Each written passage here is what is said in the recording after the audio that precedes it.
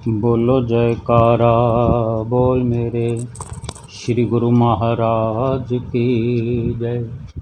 सभी गुरुमुख प्रेमियों से सप्रेम जय सच्चिदानंद। संतों महापुरुषों की अजब लीला हर समय होती रहती है। सबसे बड़ी लीला संतों महापुरुषों की होती है कि अपनी मौज से इस धराधाम पर अवतरित होते हैं और जितना परोपकार करते हैं वो केवल हम गुरुमुख प्रेमियों के लिए ही, गुरुमुख प्रेमियों के सुख शांति के लिए ही, उनको भक्ति परमार्थ पर लगाने के लिए ही और उनकी आत्मा को परमात्मा से मिलाने के लिए ही होता है। और फिर अपनी मौज से ही जब चाहें अपने निज घर लौटकर फिर दूसरा रूप लेकर भी जब चाहे फिर अवतरित हो जाते हैं और फिर इसी प्रकार परोपकारिता का क्रम लगातार नित्य निरंतर चलता रहता है। और ये आद जुगाद से सदियों से चलता आ रहा है। अगर संतों महापुरुषों की रहनुमाई हम जीवों को न मिली होती तो फिर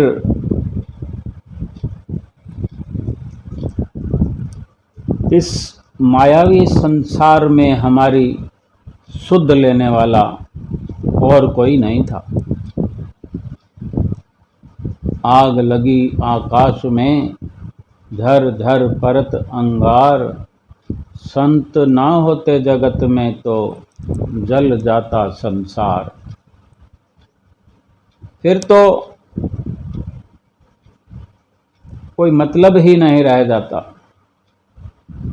भक्ति क्या है, माया क्या है, लोक क्या है, परलोक क्या है, सुख क्या है, शांति क्या है, सत्य क्या है, असत्य क्या है, कौन समझाता और कौन समझता। संत महापुरुष जो कि स्वयं परमात्मा ही संतों का वेश धार के आते हैं और जो चाहे कर सकते हैं और करते हैं, और जो चाहे करने में और कर सकने में भी केवल और केवल हम जीवों की भलाई छिपी होती है। अपने लिए वो स्वयं के लिए कुछ भी नहीं करते, उन्हें कुछ करने की ज़रूरत नहीं है। और हमारी किस प्रकार भलाई छुपी होती है हम तो नहीं समझ सकते जब तक वे आप हमें वो समझने की आँख ना दें, समझने के लिए इशारा ना करें, तब तक हम जीव नहीं उनकी मौज को समझ सकते। जितना भी संसार का पसारा है मायावी, उससे संसार पूरा जो भी देखने में आता है कि इंसान भी हैं, जीव जंतु भी हैं, 84 लाख योनियां भी हैं, सब के सब उलझ तो जाते हैं माया की उस झिलमिल में फंस जाते हैं, लेकिन फिर निकलना माया से बचना, उस उलझन से छूटना जीव के वश की बात नहीं। फिर संत महापुरुष ही बचा सकते हैं, जो उनकी शरण में आ जाते हैं, जो उनकी नज़दीकी में आ जाते हैं, फिर वे काल और माया से बच जाते हैं।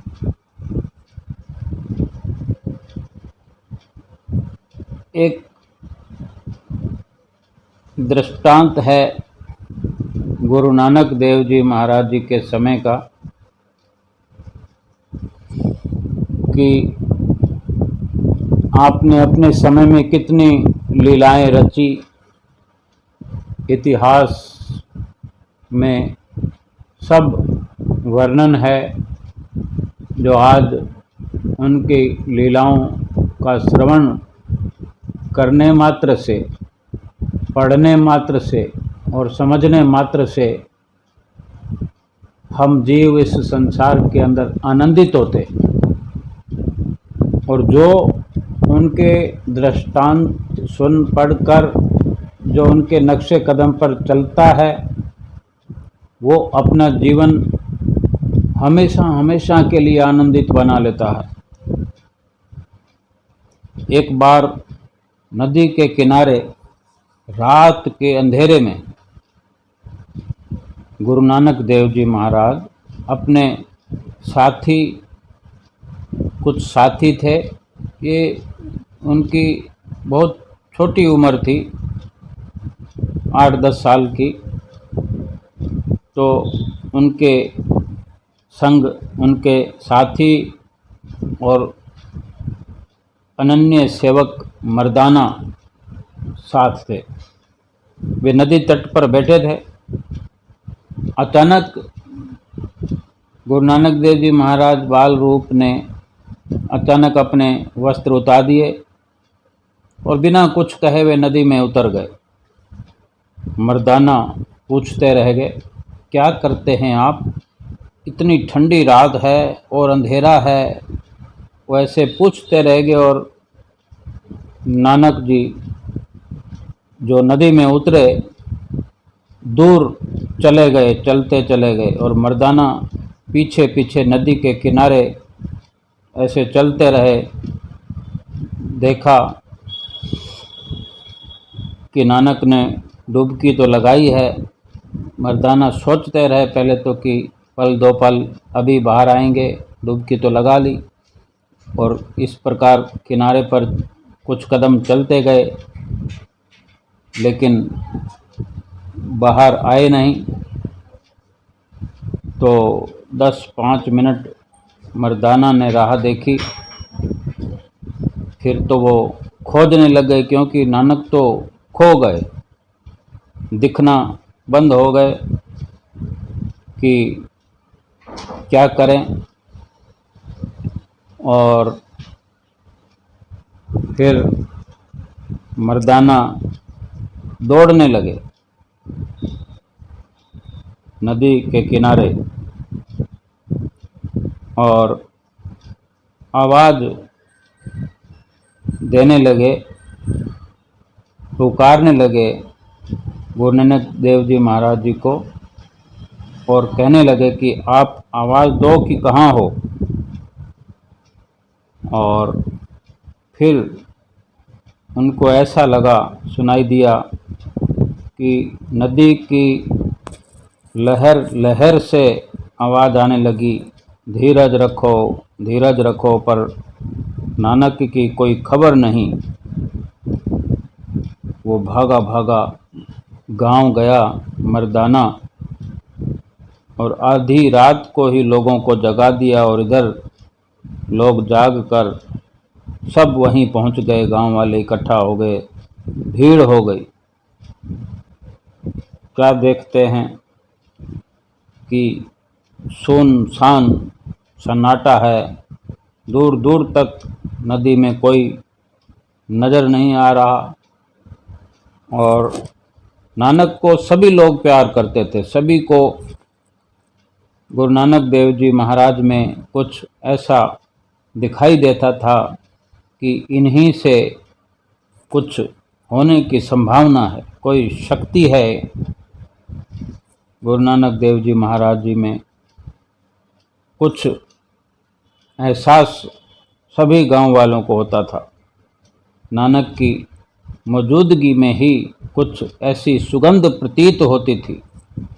और ये क्या हुआ कि आप तो बचपन में ही थे इस वक्त,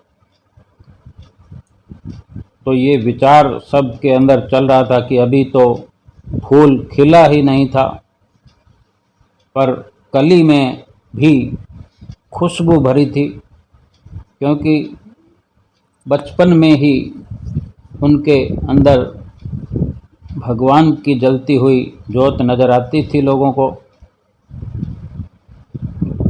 इस तरह सोचकर सारा गांव रोने लगा। भीड़ इकट्ठी हो गई, सारी नदी तलाश डाली, कोई अंदर से, कोई बाहर से, कोई इस कोने से उस कोने से लोग भागने लगे, दौड़ने लगे, लेकिन कोई पता ही न चला। और इस प्रकार 3 दिन बीत गए। लोगों ने मान ही लिया कि नानक को कोई ना जाने कोई जंगली जानवर, या फिर ये सोचते कि कहीं पानी के अंदर ही रह गए, या बड़ी किसी खाई में, खड्ड में, या झाड़ झकाड़ में कहीं, यानी मान ही लिया सबने कि अब तो नानक वापस तो मुश्किल है। खूब रोना पीटना हो गया। घर के लोगों ने भी समझ लिया कि अब लौटने का कोई उपाय न रहा। और इसी प्रकार तीसरे दिन रात को अचानक नदी से प्रकट हो गए। जब नदी से प्रकट हुए तो वो समय जो था, पूरे गांव की खुशी का ठिकाना न रहा। ये बाल लीला कह सकते हैं। और इस लीला के अंदर न जाने कौन सी खोज करने के लिए 3 दिन तक नदी में रहे, कष्ट सहन किए। सर्दी का मौसम, ठंडा मौसम, और रात को तो वैसे ही ठंडा पानी का असर होता है, तासीर होती है। और 3 दिन तक लगातार पानी में कितना गहरे गए, कितना आगे गए, क्या किया होगा, लेकिन निश्चित रूप से ही कोई ना कोई ललित चित्र उतारने में महापुरुष लगे रहते हैं। कब कहाँ किस जगह आलोप होकर गुप्त रूप से, सूक्ष्म रूप से कोई ना कोई ऐसी खोज करते हैं जिससे कि आस-पास में रहने वाले, उनसे संपर्क करने वाले, उनसे मिलने जुलने वाले और उनके साथ रहकर आगे चलकर जो एक नया भक्ति का इतिहास रचना होता है, उसकी कोई रूपरेखा बना रहे होते हैं, जो कि हम अपनी जीव बुद्धि से नहीं समझ पाते। और फिर एक वक्त आता है ऐसा जब प्रकट होता है कि संतों महापुरुषों की हर कार्रवाई में जीवों का ही भला छुपा होता है। और इसीलिए संतों महापुरुषों की जो भक्ति की मुहिम चलाई होती है, जो उन्होंने एक भक्ति का प्रवाह चला दिया होता है, संसार में आकर जीवों का